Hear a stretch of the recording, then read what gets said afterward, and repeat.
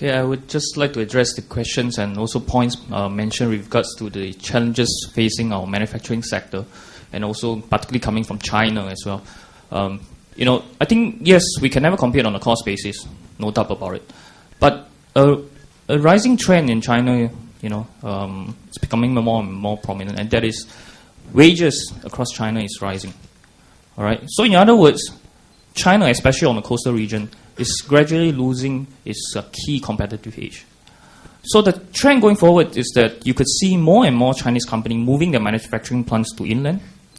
Now, that would imply that there will be strong need for transport infrastructure to transport those manufactured goods from inland to the coastal area so that you can ship to the rest of the world.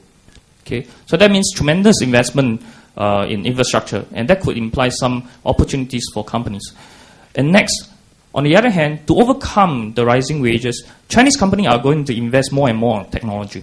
They realize that they can never try to be competitive on a cost basis because wages are going to rise.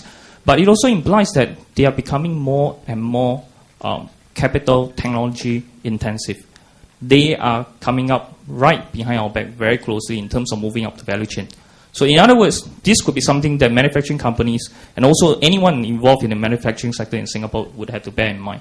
Now, the flip side of a rising wages trend in China is that there will be a growing middle income group. In fact, it is already happening, and rising consumerism across China. And that could imply a growing market for Singapore products. On the other hand, there is also rising influence. That is good news for our banks.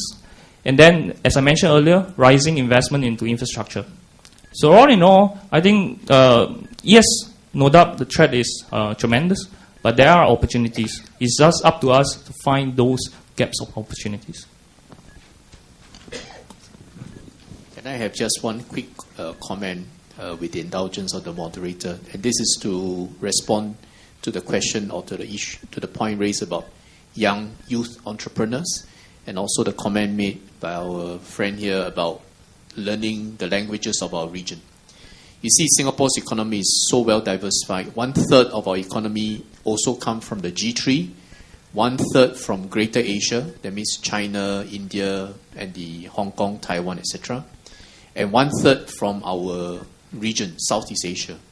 So if you are a young entrepreneur, don't just get overwhelmed by prospects in China or India.